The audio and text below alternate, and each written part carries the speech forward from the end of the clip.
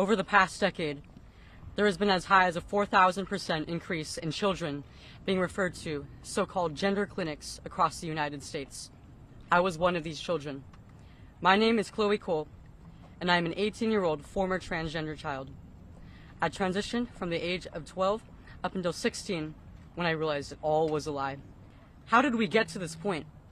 How did we get to the point where nearly every pediatric institution in the country considers it best practice to remove the healthy breast tissue of children while administering drugs typically used to chemically castrate high-risk sex offenders?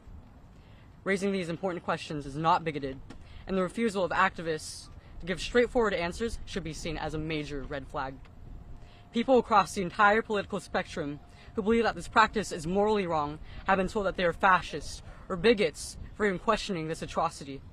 Others have been convinced by self-proclaimed gender specialists that this is the only treatment that will not end in your child committing suicide. I believe Americans deserve to know the truth about this radical and perverse ideology, marketed as necessary and life-saving healthcare. I was only 12 years old when I told my parents that I was a boy. Like many parents in that situation, they didn't have a clue what to do. They were scared and desperate for answers. They wanted what every parent wants for their child, for me to be okay and thrive.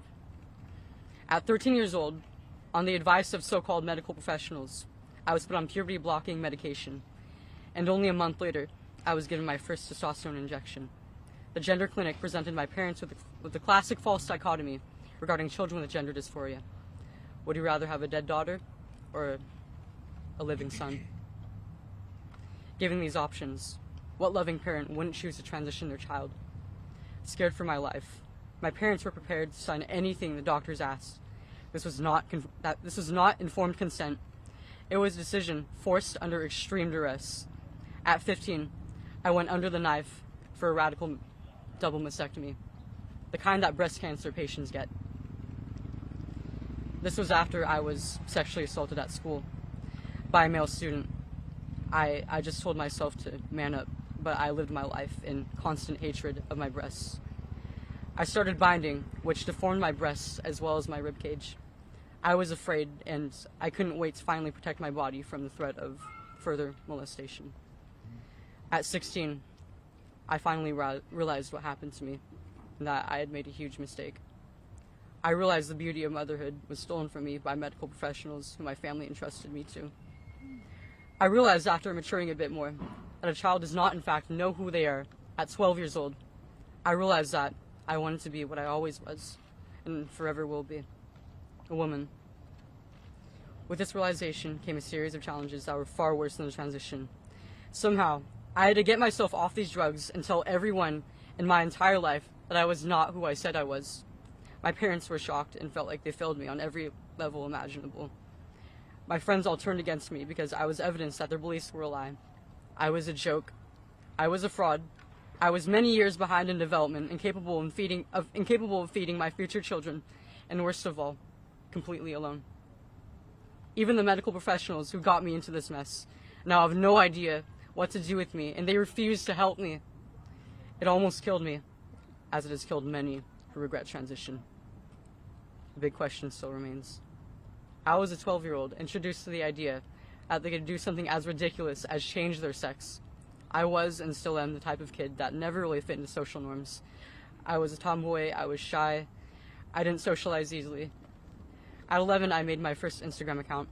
I had unmonitored internet access. It wasn't long until I was exposed to a ton of LGBTQ content online, and I had never seen anything like it. You mean that all I have to do is subscribe to this ideology, and then I'm an accepted, celebrated, and valued member of the most talked about community on earth? Transgender people are the most celebrated subset of this community. I saw the unbelievable amounts of praise and attention they got online, and subconsciously I yearned to have a piece of it. With every milestone in my medical transition, I was given more and more attention and celebration. It was the ultimate high. Even in person, I got more attention. Girls would have crushes on me, and I would have people come up to me in the hallways asking to make friends, and it was unprecedented for me. I felt like a celebrity. Being a kid, I didn't know just how superficial these relationships were until they all suddenly abandoned me, just for struggling to become who I am. There is no second chance at childhood, so we must do our best as adults to guide our children to pathways that lead to healthy bodies and minds instead of depression and disfigurement.